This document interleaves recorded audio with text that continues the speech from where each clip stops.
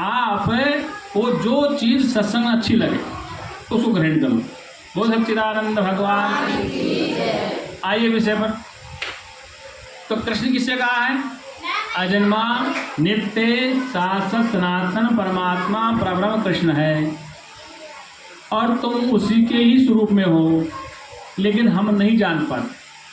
क्योंकि हमें कोई अच्छा संत मिल जाए, अच्छा गुरु मिल जाए जो ये कह दे, समझा दे कि तुम सब कुछ एक जगह से पैदा हुए हो, सबकी फैक्ट्री एक ही है। क्या है? सबको बनाने वाला, सबको पालने वाला, सबको चलाने वाला, सबका संहार करने वाला, मतलब सबको बनाने वाला, सबको पालने वाला और सबका नाश करने वाला।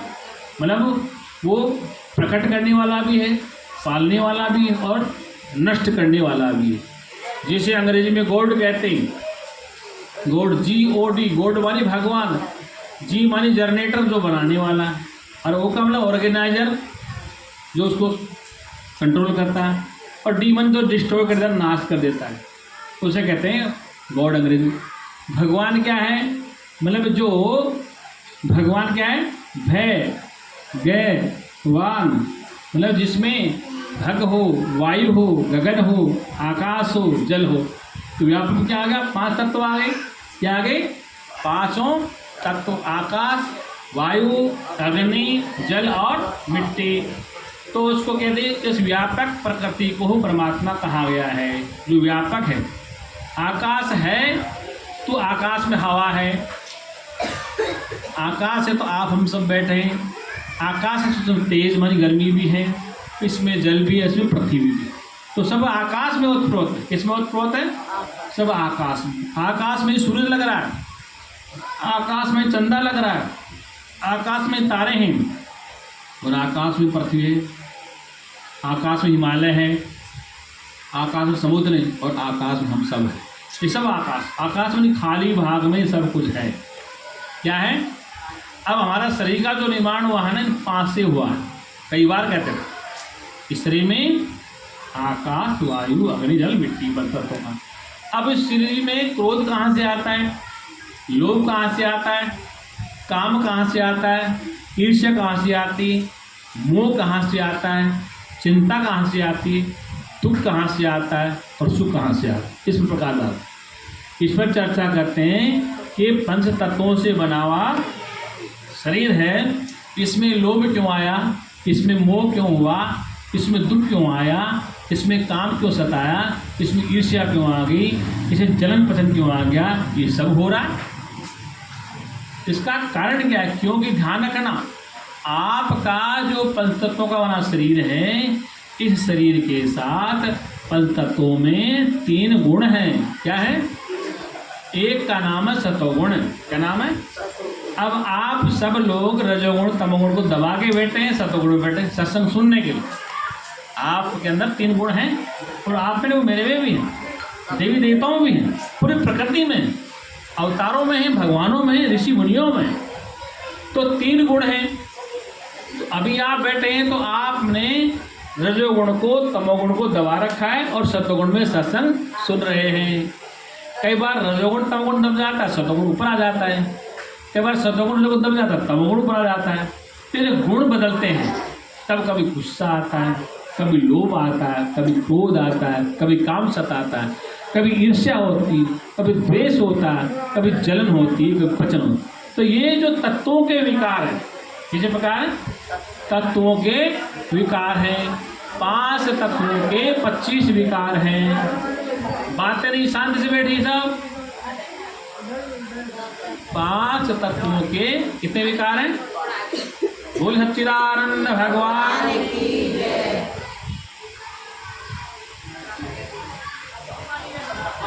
बात समझ में आ रही मेरी? नहीं आ रही? ये माता बहनों, ये सत्संग हो, सुनो। आप लोग समझ रहे मेरी बात?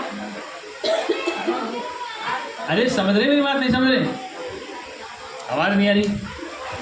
आज तो कृष्ण का जन्म है, समझनी चाहिए आपको। आपने समझ, कब समझोगे? आज तो भगवान का प्रकट होने का समय है, और तुम तो प्रकट हो गए पहले। अब कितने साल के प्रकट हो गए? तो 50 का, को 60 का, को 70 का, सब प्रकट हुए, सब प्रकट हो गए। अब कुछ वर्ष बाद क्या हो जाओगे?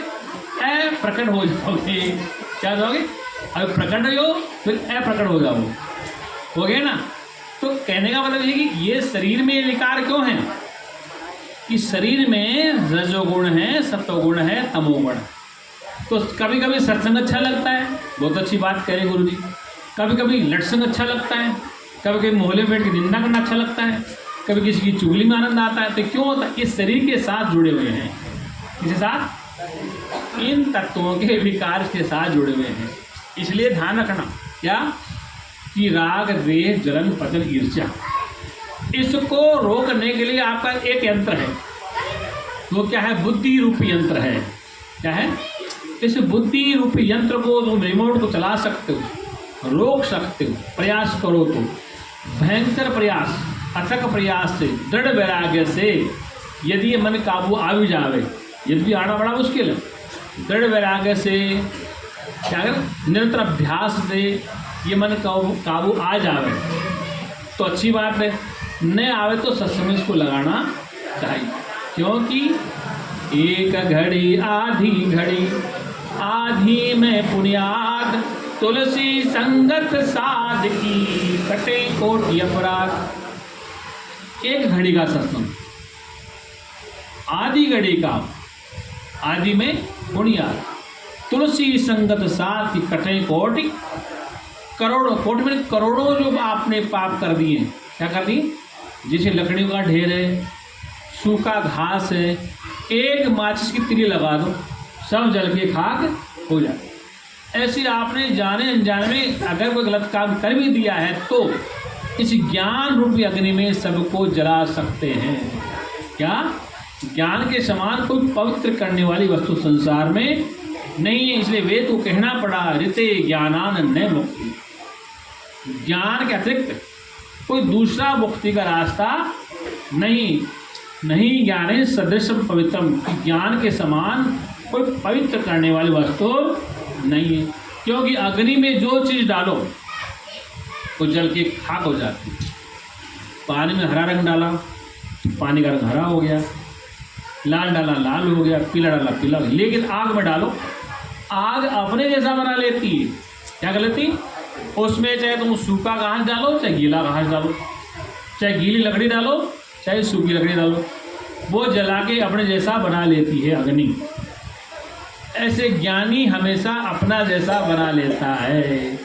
जिसमें दृढ़ता है ज्ञान के प्रति, पक्की निष्ठा है, पक्का विचार है, तो वह ज्ञानी अपने जैसा बनाता है, दूसरे जैसा नहीं। अगर आपके विचार पक्के हैं, दृढ़ हैं, तो तुम किसी के बहकाने में नहीं आ सकते। अगर आपके विचार कच्चे हैं, पक्के नहीं, तो तुम बहकाने में आ सकते हो। जैसे पानी में जैसे रंग डाला वैसा ही हो गया, पीला डाला पीला हो गया, हरा डाला हरा हो गया। लेकिन आग में डालो, लेकिन ज्ञान की अग्नि में जो जल गया उसके ऊपर दूसरा रंग नहीं चढ़ सकता। इसलिए अग्नि सबका विकार खत्म कर देती है। क्या करती? अरे ये बताओ, इस संसार में जितने भी पशु पक्षी, कीड़े मकोड़े जो भी हैं, ये सब जब मर जाते हैं, सड़ जाते हैं, लेकिन जब अग्नि में डाल देते तो क्या हो जाता? सब पवित्र हो जाते हैं।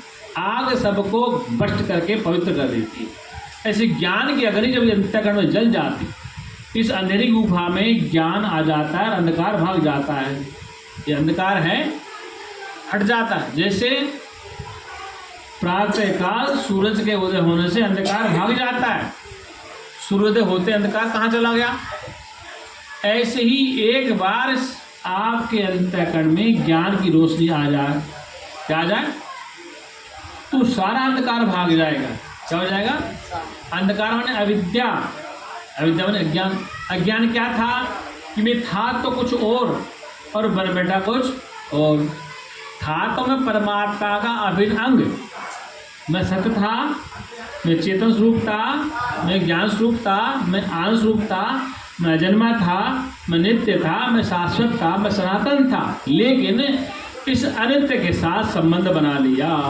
इस साथ जो अनित्य है, जो सदा रहने वाला, जो बदलने वाला है, उसके साथ मैंने संबंध बना लिया। और संबंध बनाने से क्या हो गया? इसके विकार को अपना विकार मानने लग गया। दर्द पेट में होता है तो क्या कहते हैं? पेट में दर्द है, मेरे में दर्द हो रहा है। हम कहते हैं कि मेरे पेट में दर्द है, मेरे आँख में दर्द है, मेरी आँख और मेरा पेट, मैं उससे अलग, मेरा आँख अलग, मेरा पेट अलग। मेरे हाथ में दर्द है, मेरे अंगूठे में दर्द है, मैं और मेरा अंगूठा अलग है, मैं और मेरा पैर अलग है। मेरे कान में दर्द, मैं और मेरा कान अलग है। मेरे उंगली में दर्द, मैं और मेरी उंगली अलग है ना। तो ये क्या है, मेरी अंगुली, मेरा पैर, क्या, मेरी आँख, मेरा पेट, ये मैं और मेरा। मैं शुद्ध चेतना, मेरा शरीर, इस शरीर में इंद्रियां, इसमें कर्मेंद्रियां, तो इनसे संबंध बना लिया। उस मैं को छोड़ करके इस मैं वाले से संबंध बना लेना कि मैं कौन सा, एक नाम रूप से रहित था, अजन्मा नित्य शाश्वत, जिसे कृष्ण कहा शास्त्र में। क्या कहा है? कृष्ण के दो अर्थ हैं, कृष्ण मानी काला, कृष्ण मानी, और कृष्ण मानी आत्मा। तो तुम काले गोरे छोड़ो, तो स्त्री का धर्म है, कृष्ण आत्मा। तो उस आत्मा ने, उस कृष्ण ने इस शरीर से संबंध बना लिया। क्या कर लिया? शरीर से संबंध। और इन गोपियों को अपना मान लेंगे। गो कहते इंद्रियों को, क्या कहते? गो मानी इंद्र, पी मानी परमात्मा। गोपियों में भगवान कृष्ण रास रचाते हैं। कथावत क्या कहते हैं कि गोपियों के साथ भगवान कृष्ण रास रचाते हैं। तो पी मानी परमात्मा और गो मानी इंद्रियां। तो वो परमात्मा इस शरीर में रहकर इन इंद्रियों के साथ रास रचाता है। आँख के साथ देखता है, कान के साथ सुनता है, जीभ से स्वाद लेता है, नाक से गंध सुगंध लेता है, त्वचा से स्पर्श का सुख लेता है। गो मानी इंद्रियां और पी मानी परमात्मा। तो भगवान कृष्ण गोपियों के साथ, पिया क्या करता है? गो मानी इंद्रियों के साथ रास रचाता है, मतलब संसार की वस्तुओं का भोग भोग रहा है। अगर इंद्रियां न हो, कर्मेंद्रियां न हो, तो फिर कैसे काम चलेगा? इसलिए इंद्रियों के साथ, अंतःकरण के साथ, मन के साथ, तो परमात्मा ही इस शरीर में रहकर सब खेल खेल रहा है। क्या कर रहा है? सब खेल। वो एक ही है, बेगाना, कोई दूसरा नहीं है। अब समझना है कि वो एक है। उस मैं को तुम भूल कर इस मैं को सत्य मान बैठे। वो मैं कौन सा था? जिसे कृष्ण का है, जिसे आत्मा का है, जिसे परमात्मा का, जिसे परम का है, वो मैं के साथ आपने संबंध विच्छेद करके इस मैं को सत्य मान। और ध्यान रखना, इस मैं के आसपास और संबंध बना ली। मैं पिता, मेरा पुत्र, मेरी पत्नी, मेरा बच्चा, मेरा मकान। अब इस मैं को दुख कौन दे रहा है? वो परमात्मा दुख नहीं दे रहा। इस मैंने जिसको अपना मान लिया, इस मैं रूप शरीर ने जिसको अपना मान लिया, वो दुख दे रहा है। आपको घर में देखो कौन दुख देता है? ध्यान से सुनना। कौन दुख देता है? आपका पुत्र दुख देता है, आपकी बेटियां दुख देती है, आपका दामाद दुख देता है, आपकी पुत्र वधू दुख देती है, आपका पोता नाती दुख देता है। मैं तो दुख देने नहीं जाता किसी को, जाता हूँ नहीं। तो ये दुख कौन देता है? तुम्हारे रिश्ते नाते वाले ही दुख देते हैं। क्या देते हैं? इसलिए मैं और मेरे संबंधी, मैं और मेरे आसपास के जो रिश्तेदार नातेदार हैं, वही दुख देते हैं और उनसे सुख मिलता है। अरे बहू आज्ञाकारी आ गई तो सुख मिलने लगेगा, और बहू आज्ञाकारी नहीं है तो दुख मिलेगा। पुत्र आज्ञाकारी तो सुख मिलेगा, पुत्र आज्ञाकारी तो दुख मिलेगा। इसलिए मैं और मेरे संबंधियों से सुख प्राप्त करने की इच्छा, मैं और मेरे रिश्तेदारों से दुख प्राप्त करने की इच्छा। तो मैं और मेरे रिश्तेदार, मैं और मेरे संबंधी, इनसे दुख मिलता है, इनसे ही सुख मिलता है। परमात्मा सुख दुख नहीं देता है। हमने जिनको अपना मान लिया और जिन्होंने अपना हमें मान लिया, जिनको हमने अपना मान लिया, पति मान लिया, पत्नी मान लिया, पुत्र मान लिया, पिता मान लिया, चाचा ताऊ मान लिया, बहू बेटी मान लिया, इनको मानकर ही हम दुखी सुखी हो रहे। और दुख सुख कौन दे रहा है? ये रिश्ते नाते सुख देते हैं, और कोई दूसरा सुख दोगे नहीं देता। अब इनसे पीछा कैसे छूटे? बात नहीं बड़ा, इनके साथ भी रहें, इनसे दुख भी मिले, सुख भी मिले, फिर ये मस्त रहें। मतलब इनसे दुख भी मिले और इनसे सुख भी मिले और फिर भी मस्त रहें। ऐसा रास्ता क्या है? अरे भाई, काली कोठी में हम जाएं, सफ़ेद कपड़े पहनेंगे तो दाग लग जाएगा। क्या लग जाएगा? उस काली कोठी में काले बन के जाएं तो दाग कहाँ लगेगा? इस संसार में कैसे रहो? जैसे रह रहे हो, पिता के साथ, पुत्र के साथ, पति के साथ, पत्नी के, सबके साथ रहो, लेकिन जानते रहो क्या कि ये केवल मैं खेल खेल रहा हूँ, ये मैं केवल खेल खेल रहा हूँ, मैं ये नहीं हूँ। जैसे उदाहरण के लिए रामलीला में कोई राम बनता है, कोई रावण बनता है, कोई सीता बनती है, कोई कृष्ण बनता है रासलीला में, कोई राधा बनती है, कोई सुदामा बनता है। तो उनसे पूछो मंच पे जाकर के, आज कई खेल खेलने लोग आएंगे ना, कोई राधा बनेगी, कोई कृष्ण बनेगा, कोई सुदामा बनेगा। उनसे पूछो, क्या तू कृष्ण है, क्या तू सुदामा है, क्या तू राधा है, क्या तू सत्यभामा रुक्मिणी है? बोले नहीं, मैं तो रोल कर रहा हूँ। ऐसे तुम हो नहीं, तुम हो तो शुद्ध चिंतन परब्रह्म, तुम अजन्मा नित्य कृष्ण आत्मा ही हो। तुम क्या हो? तुम कृष्ण की भी आत्मा हो, तुम कृष्ण की भी आत्मा हो, लेकिन तुम केवल खेल खेल रहे हो। जैसे रामलीला में राम बन के खेल रहा है, उससे पूछो कि तो राम है? नहीं तो राम नहीं। तो क्या रावण है? बोले नहीं। तो कौन है? तो वो बताए मैं फला व्यक्ति हूँ, मैं फला व्यक्ति हूँ। ऐसे तुम ये सब खेल खेल रहे हो, पति बन के, पत्नी बन के, पुत्र बन के, सब कुछ बन के खेल रहे हो। लेकिन ध्यान रखना, तुम ये नहीं, ये तुम्हारा असली रूप नहीं है, ये तो खेल खेलते हो। ये रामलीला में लोग राम का पाठ कर रहे हैं, रासलीला लोग करते हैं। तो जो रासलीला करने वाले हैं या रामलीला करने वाले हैं, उनसे पूछो कि क्या तुम राम सीता बन गए, बन के दिख रहे थे ना, वास्तव में राम कृष्ण नहीं थे। ऐसे तुम वास्तव में बन कर खेल खेल रहे हो। तुम हो तो शुद्ध चैतन्य आत्मा ही, तुम राम की भी आत्मा हो, तुम कृष्ण की भी आत्मा हो, तुम ब्रह्मा की भी आत्मा हो, तुम महादेव की आत्मा हो, तुम सर्वस्व की आत्मा हो। क्या? तुम सबकी आत्मा हो। और तुम कौन हो? उस आत्मा से अलग कुछ भी नहीं, इसलिए तुम आत्मा हो। इसलिए कृष्ण कहते हैं गीता में, नित्य युक्त से योगी ने, योगी में से वो ज्ञानी हमेशा नित्य में रहता, अनित्य में कभी जाता ही नहीं है। इसलिए मैं और मेरा यार एक गली में रहते हैं, लेकिन दर्शन को तरसते हैं। क्यों? दर्शन क्या करना चाहते हैं? भगवान कभी शरीर लेके आवे, क्या लेके आवे, और हम तुम्हें कहेंगे देखो भाई तुम्हें कृष्ण से आज मिला देंगे, आज कृष्ण जन्माष्टमी को कृष्ण प्रकट होंगे तो हम तुम्हें मिला देंगे। एक शर्त होगी कि जब तक तुम देखते रहना, आंखें बंद मत करना, आंखें बंद मत करना, भगवान को देखते रहना। तुम कितनी देर देखोगे भगवान को? जो तुम्हारा इष्ट आज प्रकट होने वाला है भगवान, और हम कहेंगे तुम्हें भगवान से आज मिला देंगे, शर्त एक होगी कि आपकी आंखें बंद नहीं होनी चाहिए। तो कब तक देखते रहोगे भगवान को? 1 घंटा देखोगे, 2 घंटा देखोगे, 3 घंटा, फिर आंखें जब बंद होगी तो क्या करोगे? हे भगवान अब सो जाने दो। क्या करो? हे प्रभु अब हम सो जाने दो। क्यों? अरे भगवान खड़े मिल लो। अब सोने की इच्छा क्यों होगी? इसका मतलब भगवान से ज़्यादा प्यारी आपकी नींद है। आप अपने में लौटना चाहते हैं, आप अपने में लौटना चाहते हैं, इसलिए भगवान भी मिले और फिर तुम बताओ जाओगे नहीं, फिर तुम सो जाओगे।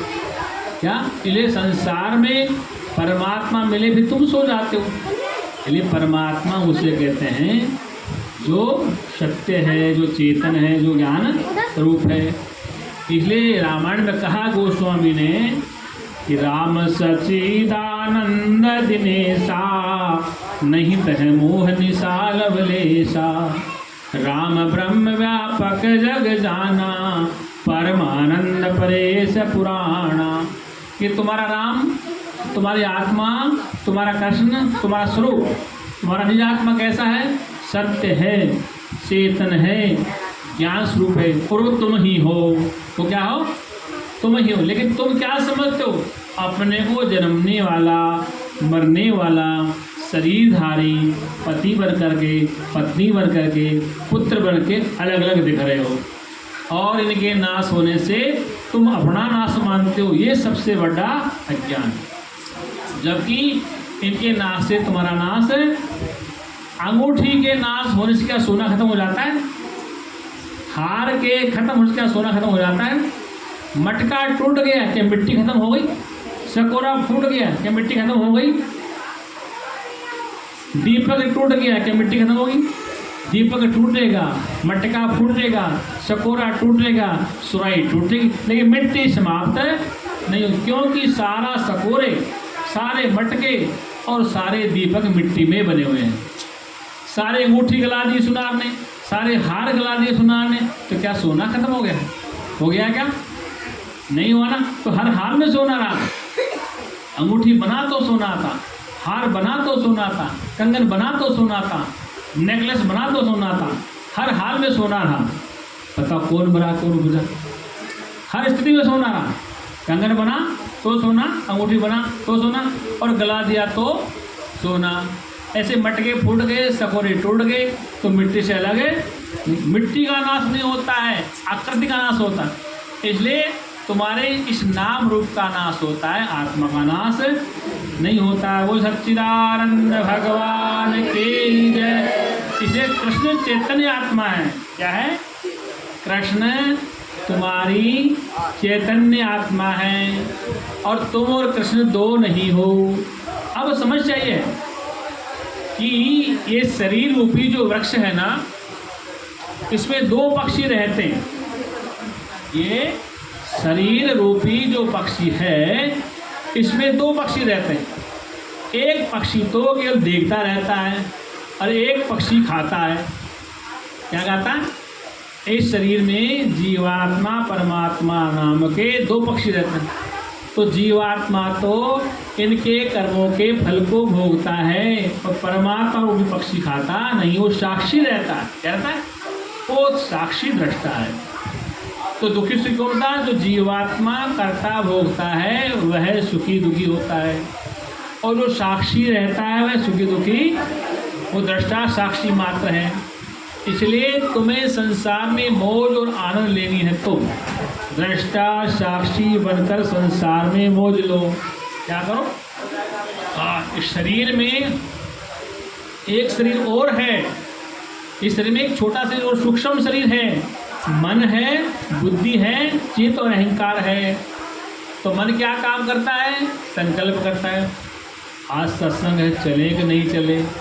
तो मन ने विचार किया चले या, तो चलने के साथ लगे, तो आपका संकल्प पक्का हो गया।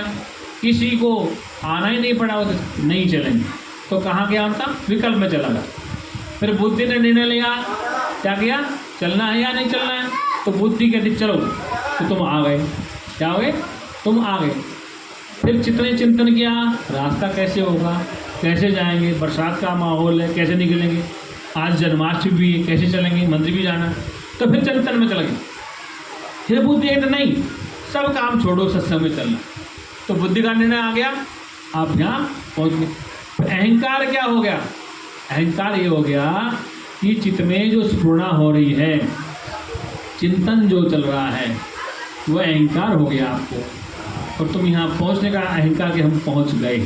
इसलिए ये जो मन है, ये जो बुद्धि है, ये जो चित्त है, अहंकार है, अंतःकरण है, अंदर के औजार है, भीतर के औजार। और भीतर औजार ना हो तो कुछ नहीं कर पाओगे। इसलिए शरीर बाहर दिखता है, इसके अंदर मन भी है, मन दिखता नहीं है। इसमें बुद्धि भी है, इसमें चित्त भी है, तो वो दिखता नहीं, लेकिन महसूस होता है ज्ञान से। किसके द्वारा? ज्ञान। और ज्ञान सुनो, कौन सा ज्ञान?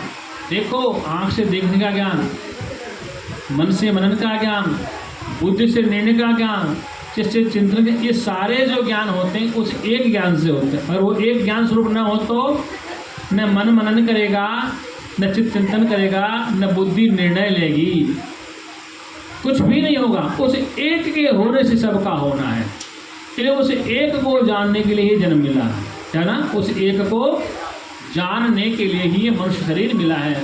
उस एक को जानना गति आवश्यक। अब शास्त्र वेद कहता है कि क्यों जाने? जाने की जरूरत क्या है? जाने बिन न होए परतीति, बिन प्रीति होए नहीं प्रीति। कि जाने बगैर प्रीति नहीं हो सकती। जब तक आप नहीं जानते हो तब तक प्रीति नहीं कर सकते परमात्मा से, तब तक आप उसको नहीं जान सकते। इसे जाने बिन होए प्रति, बिन प्रति होए नहीं। कि पहले जानना जरूरी है। आपने अपने पति को जाना था, माना नहीं था। आपने अपने पति को जाना था। जैसे किसी बच्ची का आज हम रिश्ता करें तो पति को जब तक जानेंगे नहीं तब तक उसकी घर की मालकिन नहीं बन सकती। तो जानना जरूरी है, माना नहीं। मान लिया कि ये पति तुम्हारी अलमारी है, तो कैसे मान? जानना है कि मेरा पति है, जानना है कि पत्नी, तो जानना है, मानना नहीं है। जानना ही बहुत जरूरी है। मानना तो अज्ञानता है, जानना जरूरी।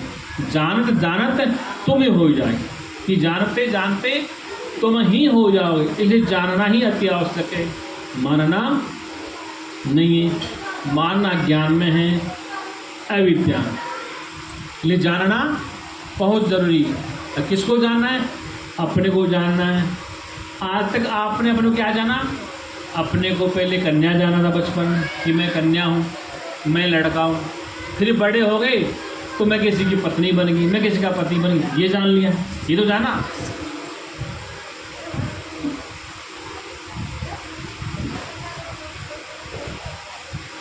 फिर और बड़े हो गए, हम किसी की माँ बन गए, हम किसी के पिता बन गए, बस यही जानते ही। फिर दादा बन गए, फिर दादी बनते चले गए, जानते जानते। कभी तुमने जाना कि मैं न किसी का पिता हूँ न किसी का पुत्र हूँ, मैं तो जन्मता मरता ही नहीं हूँ, ये कभी जाना? आपने अपने को पिता जाना, कन्या जाना, पत्नी जाना, पुत्र जाना है, भाई बहन जाना, चाचा वो फूफा, ये सब जाना। कभी आपने जाना कि मैं जन्मा भी हूँ, मैं नित्य भी हूँ, मैं आत्मा भी हूँ, मैं शुद्ध चेतना भी हूँ, ये कभी जाना? नहीं जाना। इसलिए प्रभु जानत सब नहीं जाना है। आपके भीतर बैठा चेतना आत्मा, जब आपके पेट में दर्द हो तो डॉक्टर जानता है कि भगवान जानता है कि तुम जानते हो? कौन जानता है? आपके पेट में दर्द हो तो भगवान जी जानते हैं या गुरु जानता है या तुम जानते हो, डॉक्टर जानता है? कौन जानता है दर्द होता है तो? आप जानते हो ना। अब आप कौन उसमें रहने वाले? इस घर के मालिक हो। क्या हो? इस घर के तुम मालिक हो, तुम ही इस घर के द्वारकाधीश हो। क्या हो? ये 9 द्वारों की द्वारिका, इस शरीर में 9 द्वार है, इसी में द्वारकाधीश रहते। क्या है? द्वारकाधीश वो गुजरात में नहीं है, द्वार तुम्हारे शरीर में है। और इन शरीरों के इंद्रियों को जानने वाला, इन कर्मेंद्रियों को जानने वाला वो द्वारकाधीश तुम ही हो। क्या हो? ये मथुरा काशी शरीर है, काशी नाम शरीर का है। क्या है? काशी नाम शरीर का, ये काशी है और इसमें अविनाशी रहता है, इसमें परमपिता परमात्मा भोलेनाथ रहता है। अब कौन रहता है? वो इसी शरीर में विद्यमान है। वो इसको कहाँ ढूंढने जा रहे हो? इन्हें ढूंढना नहीं है, जो जानना है। इसलिए तुलसीदास कहते हैं कि बिनु सत्संग विवेक न होई, राम कृपा बिनु सुलभ न सोई। कि बिना सत्संग को सुने बगैर ये विवेक नहीं होगा कि क्या वह द्वारकाधीश मैं ही हूँ। मतलब आपके 9 द्वारों की द्वारिका है, ये छठा द्वार ऊपर रंध्र है, ब्रह्मरंध्र। इसमें जो जानने वाला है वही द्वारकाधीश है, वही काशी पशुपतिनाथ है, वही मथुरा नरेश है, और वही अजन्मा नित्य शाश्वत है, वही प्रकट होता है और वही अप्रकट होता है।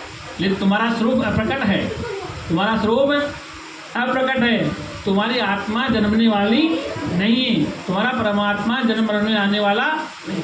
लेकिन तुम जन्म मरण से रहित हो। तुम क्या हो? जन्म और मरण से रहित शुद्ध चैतन्य आत्मा हो, इसलिए तुम्हारा जन्म मरण नहीं होता है। पुरुष सच्चिदानंद भगवान की, सत्य सनातन धर्म की, कृष्ण बलदेव की, रामचंद्र महाराज की। बात समझ में आ रही है आपने? ये जयकारा मैं इसलिए देता हूँ कि कभी तुम भगवान से नाराज ना हो जाओ, कृष्ण से नाराज ना हो जाओ कि महाराज तो कृष्ण की बात नहीं मानते हैं, भगवान की बात नहीं कहते हैं, कृष्ण की बात अपनी बात कहते नहीं। इन्हें सब में एक ही देखो, ये जानकर। अरे जब कन्या ससुराल जाती है पहले पति को समझती, ये कैसा, फिर सब पे कमांड कर लेती, उसको काबू करने के बाद सब पे चाबू चला सकती है। अगर वो काबू नहीं आया तो कुछ नहीं होने वाला। होता ना ऐसा? अगर पत्नी के पति काबू ना आवे तो फिर घर में कुछ नहीं हो सकता। हो सकता है क्या? जो पत्नियां अपने पति परमेश्वर कंट्रोल कर लेती है, सारा घर काबू में आ जाता। क्या? वो जैसे नचाती वैसे घर नाचता। फिर कहते हैं भाई इसकी नहीं चलती घर में, इसकी पत्नी की चलती है। तो कहते हैं इसकी नहीं पति की चलती, तो कोई तो चलाएगा, कोई तो। इसलिए इसको चलाने वाला जब समझ में आ गया, क्या है, इसको चलाने वाला समझ में आ गया, तो फिर सारा काम कंट्रोल आ गया। इंद्रियां, कर्मेंद्रियां, सबको संचलन करने वाली एक ही सत्ता, कोई दूसरा बना ही नहीं है। बोले सच्चिदानंद भगवान। एक भजन बोल दीजिए। पानी में मीन प्यासे मोए सुन सुन आवे हासी। पानी में मीन प्यासे मोए सुन सुन आवे हासी। पानी में